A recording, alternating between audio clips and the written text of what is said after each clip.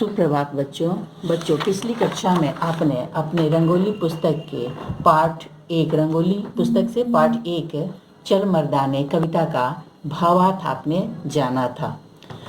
भावार्थ जानने के पश्चात इसी क्रम में आगे बढ़ते हुए आज हम इस पाठ से संबंधित मौखिक प्रश्न जो हैं सोचिए और बताइए के अंतर्गत इसके हम जानेंगे, इसके उत्तर के बारे में जानेंगे। तो आइए प्रश्न संख्या क लेते हैं। प्रश्न संख्या क है कि बहादुर किसे कहते हैं। पाठ आपने पढ़ा है, आप भी जानते होंगे उत्तर। बहादुर किसे कहते हैं? जो मुश्किलों का सामना करते हुए आगे बढ़ता है और जीतता है उसे ही बहादुर कहते हैं। ठीक है, किसे बहादुर कहते हैं उत्तर आपने जाना। आइए प्रश्न संख्या ख की ओर चलते हैं। हमें किसी से डरना क्यों नहीं चाहिए? उत्तर है इसका, हमें किसी से नहीं डरना चाहिए क्योंकि, या आप सिर्फ क्योंकि से भी शुरू कर सकते हैं, क्योंकि हम भारतवासी एक हैं और एकता में शक्ति होती है। तो हमारे पास तो अथाह शक्ति है, हम सभी भारतवासी एक हैं, फिर हमें किसी से डरने की आवश्यकता नहीं है। उत्तर मैंने संक्षेप में बताया है आपको, क्योंकि यह प्रश्न मौखिक प्रश्न है, लघु उत्तरीय, एक तरीके का लघु उत्तरीय प्रश्न इसे हम कह सकते हैं। प्रश्न संख्या ग, हमें कैसे गीत गाने चाहिए? इसका उत्तर होगा, हमें जोश से भरे देश प्रेम के गीत गाने चाहिए। देश प्रेम के गीत जो हम में, हमारे भारतवासियों में, देशवासियों में जोश भर दे, हमें वैसे गीत गाने चाहिए। अब आइए आगे बढ़ते हैं।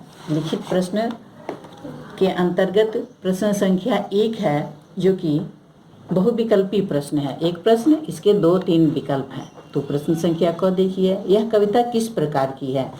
तो होगा देशभक्ति की कविता। यह किस प्रकार की कविता है? देशभक्ति कविता। ख में है, इस कविता में मर्दाने शब्द किसके लिए प्रयोग हुआ है? बहादुर लोगों के लिए। मर्दाने शब्द का प्रयोग किसके लिए हुआ है? बहादुर लोगों के लिए। ग में है, जो जग के पथ पर आगे बढ़ते हुए किसकी जीत होगी? जो हिम्मती होगा। जो कायर होगा उसकी जीत नहीं होगी, है ना। तो जो हिम्मती होगा उसकी जीत होगी। अब देखिए प्रश्न संख्या 1 तो पूरा हुआ। अब प्रश्न संख्या 2, निम्नलिखित प्रश्नों के उत्तर लिखिए। 3 प्रश्न हैं, इसका उत्तर हम 2 से 3 पंक्तियों में देंगे। इसका भी उत्तर बहुत लंबा नहीं करेंगे हम। तो आइए दिखाती हूँ, मैं इसका उत्तर आपको बताती हूँ। या देखिए प्रश्न संख्या क है, इसमें प्रश्न संख्या क है ना, बहादुर किस प्रकार आगे बढ़ते हैं। देखिए बहादुर किस प्रकार आगे बढ़ते हैं।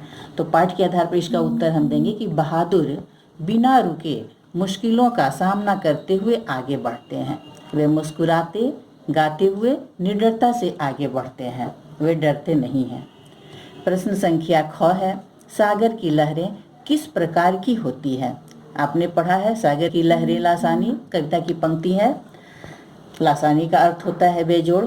सागर की लहरें बेजोड़ होती हैं, उनका मुकाबला कोई अन्य नहीं कर सकता, है ना। उनका मुकाबला कोई अन्य नहीं कर सकता। बेजोड़ मतलब जिसका कोई जोड़ ना हो, कोई मुकाबला ना हो। अब देखिए प्रश्न संख्या ग, संसार में कैसे लोग जीत प्राप्त करते हैं, है ना।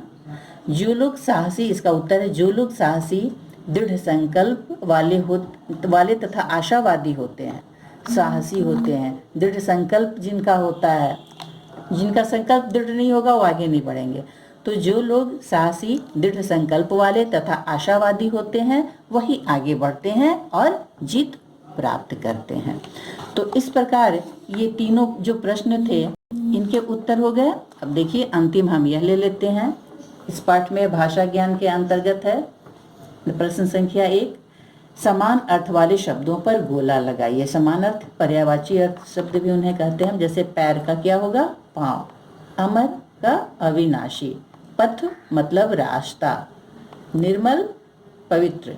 सागर समुद्र। तो यहाँ तक हमने किया। अब आगे भी देखिए, यह भी कर ही ले हम लोग, बस एक बचा है। तो यह प्रश्न संख्या 2, समान लय वाले शब्द कविता में से छांट कर लिखिए। जैसे कि देखिए, मर्दाने का ताने, उसी प्रकार पानी जवानी, हिलाते बढ़ाते, देश वेश, जीत गीत, मीत गीत, जवानी लाशानी। तो आशा है आप भी करेंगे, अपने पाठ में ये सारे काम करेंगे अपनी पुस्तक में। और ये जो प्रश्न हैं इनके जो उत्तर हैं उसे आप याद करिएगा। यह आपका गृह कार्य है। शेष अगली कक्षा में। धन्यवाद।